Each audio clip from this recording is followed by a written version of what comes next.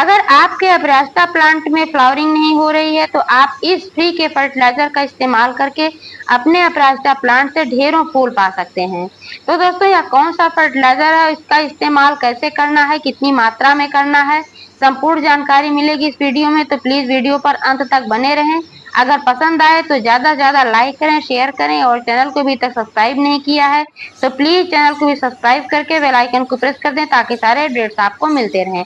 नमस्कार दोस्तों, स्वागत है मेरे YouTube channel gardening with Poonam में। दोस्तों, अपराजिता प्लांट, जिसे हम विष्णुकांता या विष्णुलता या कृष्णकांता के नाम से भी जानते हैं, लगभग हर घर में मिल जाएगा, हर गार्डन में आपको मिल जाएगा, क्योंकि यह बहुत ही खूबसूरत भी लगता है देखने में और सभी देवी देवताओं को चढ़ता है। विष्णु भगवान को तो अत्यंत प्रिय है यह फूल। इसलिए ऐसा माना जाता है कि जिस घर में अपराजिता का पौधा होता है उस घर में माँ लक्ष्मी का वास अवश्य होता है। अपराजिता दो कलर की होती है, एक सफेद अपराजिता और एक नीली अपराजिता। आप जो देख पा रहे हैं यह नीली अपराजिता है और आप देख पा रहे हैं कि इसमें फ्लावरिंग भी हो रही है और इसमें कलियां भी बहुत सारी बन रही हैं। आप इस पौधे को जमीन में भी लगा सकते हैं और गमले में भी लगा सकते हैं, लेकिन इसको लगाने के लिए थोड़े बड़े गमले का इस्तेमाल करें, तब अच्छी फ्लावरिंग होती है। छोटे गमले में लगाएंगे तो पौधा तो आपका लग जाएगा, लेकिन फ्लावरिंग उतनी ज्यादा नहीं हो पाएगी, क्योंकि जड़ें जो होती हैं जब ज्यादा नीचे तक नहीं जा पाएंगी, ज्यादा उनको स्पेस नहीं मिलेगा जड़ों को फैलने का, तो फिर आपके पौधे की ग्रोथ भी कम होगी और फ्लावरिंग भी कम होगी। अपराजिता प्लांट से जुड़ी कुछ जरूरी बातें हैं, जैसे कि अपराजिता प्लांट को बहुत ज्यादा पानी की आवश्यकता नहीं होती है। अगर आप इसमें जरूरत से ज्यादा पानी डाल देंगे तो फिर आपका पौधा खराब हो जाएगा, फ्लावरिंग नहीं करेगा और आपका पौधा मर भी सकता है। क्योंकि दोस्तों, अपराजिता की जड़ें बहुत पतली पतली होती हैं और ये बहुत ही नाजुक होती हैं। अधिक पानी की वजह से जड़ें सड़ जाती हैं, जड़ों तक ऑक्सीजन नहीं पहुंच पाता है क्योंकि मिट्टी दलदली हो जाती है, तो इस वजह से अपराजिता का प्लांट खराब होने लगता है और फिर उसमें फ्लावरिंग भी नहीं होती है, फिर पीला पड़ जाता है, धीरे धीरे यह पौधा आपका मर भी जाता है। इसलिए अपराजिता के पौधे में पानी तभी दें जब मिट्टी 1 इंच तक ड्राई हो जाए, इसके पहले आप इसमें पानी ना डालें। लेकिन मिट्टी में नमी होना आवश्यक है। अगर मिट्टी नम नहीं होगी तब भी पौधा मुरझा जाएगा, पीला पड़ जाएगा और फिर पौधे की ग्रोथ नहीं हो पाएगी। इसलिए मिट्टी को चेक करते रहें। सिर्फ ऊपर से 1 इंच तक ड्राई होनी चाहिए, बिल्कुल अंदर तक ड्राई नहीं होनी चाहिए, अंदर में नमी होनी चाहिए, तभी आपका पौधा ठीक तरीके से चलेगा। दोस्तों, अपराजिता प्लांट को अच्छी फ्लावरिंग के लिए, अच्छी ग्रोथ के लिए कम से कम 5 से 6 घंटे की धूप आवश्यक होती है। इसलिए आप इसे ऐसी जगह पर लगाएं जहां पर 5 से 6 घंटे की धूप आती हो। जिस गमले में लगाएं उसमें अच्छा ड्रेनेज होल होना चाहिए, जल निकासी वाली मिट्टी होनी चाहिए, जिससे अगर इसमें कभी एक्स्ट्रा पानी हो भी जाए तो वो ड्रेनेज होल से निकल जाए, उसमें जमा ना होने पाए। अगर पानी जड़ों में जमा हो जाएगा तो आपकी जड़ें पौधे की सड़ जाएंगी, पौधा खराब हो जाएगा। पौधे से ज्यादा फ्लावरिंग पाने के लिए पिंचिंग करना भी आवश्यक होता है। पिंचिंग करने का मतलब है कि जरा जरा से ऐसे चुटकी से इसकी जो ब्रांच होती है, लता होती है, तो उसको तोड़ते रहें। जब वहां से आप तोड़ेंगे तो एक जगह से 3-4 निकलेंगी और आपका पौधा घना होगा और वहां से फिर नई कलियां बनेंगी और फिर उसी में ढेर सारी फ्लावरिंग होगी।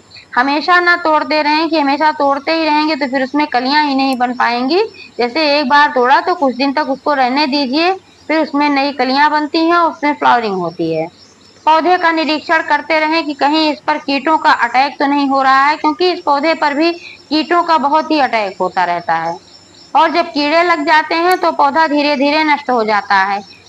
किसी भी प्रकार के कीड़े होते हैं वह पौधे के पोषक तत्वों को खा जाते हैं, इसलिए पौधा कमजोर हो जाता है और फिर खराब हो जाता है।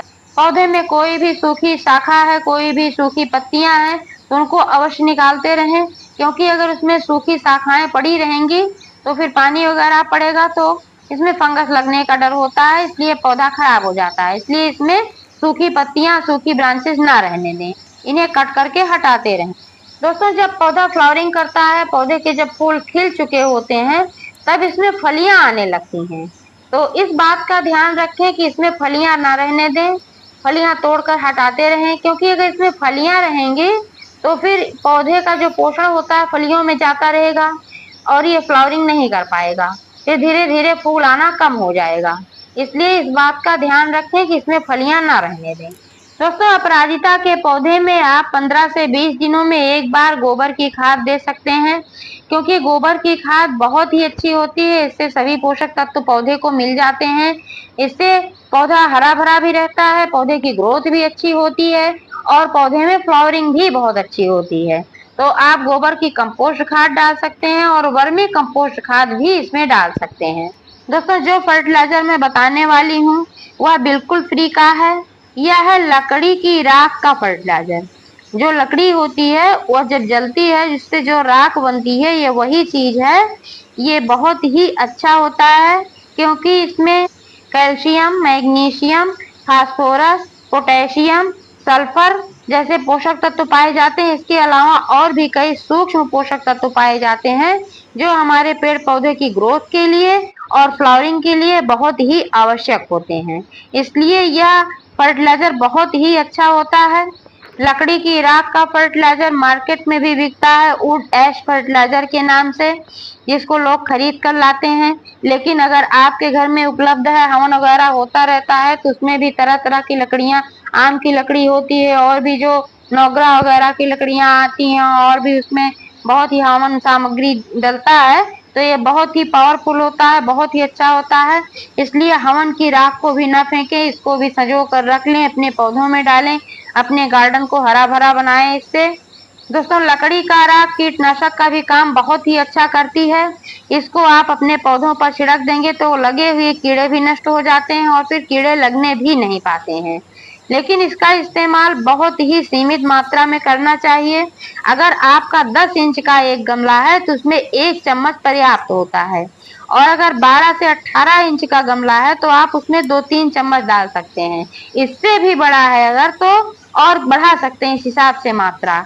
दोस्तों, लकड़ी के राख का लिक्विड फर्टिलाइजर बनाने के लिए आप 1 लीटर पानी ले लें और उसमें 2-3 चम्मच लकड़ी की राख डाल दें। जिस हिसाब से आपका छोटा बड़ा गमला है उस हिसाब से इसको लें, ज्यादा ना लें, क्योंकि ज्यादा लेंगे तो नुकसान कर सकता है। क्योंकि क्या होता है कि लकड़ी की राख जब पानी पड़ता है इसमें, तो इसमें लवण और लाई का निर्माण होता है। जब लवण और लाई का निर्माण होता है तो फिर यह मिट्टी को क्षारीय बना देती है। तो अगर आप इसमें अधिक मात्रा में राख डाल देंगे तो आपके गमले की मिट्टी क्षारीय हो जाएगी, फिर आपका पौधा ठीक नहीं चलेगा और आपके पौधे में फ्लावरिंग भी नहीं होगी, पौधा हरा भरा भी नहीं रहेगा। मिट्टी की अम्लीयता बनी होनी चाहिए, इसलिए इसका इस्तेमाल अल्प मात्रा में करें। इस लिक्विड फर्टिलाइजर में मिला दें 2 चम्मच हल्दी पाउडर, क्योंकि हल्दी पाउडर में भी antibacterial, anti fungal, antioxidant, antiviral गुण पाए जाते हैं, जो हमारे पेड़ पौधों के लिए अच्छे होते हैं। इससे हमारे पेड़ पौधे हरे भरे होते हैं और जो फूल खिलते हैं उनका कलर बहुत ही अच्छा खिल कर आता है। तो इसलिए इसमें हल्दी भी मिलाएं तो आपका पौधा बहुत ही अच्छा होगा, इससे इसकी गुणवत्ता बढ़ जाती है। और इस तैयार लिक्विड फर्टिलाइजर को मिट्टी की गुड़ाई करके आप अपने गमले में डालें। इसके इस्तेमाल से आप देखेंगे कि आपका अपराजिता प्लांट फूलों से भर गया है। तो दोस्तों, जानकारी कैसी लगी कमेंट करके अवश्य बताइएगा। पूरा वीडियो देखने के लिए बहुत बहुत धन्यवाद।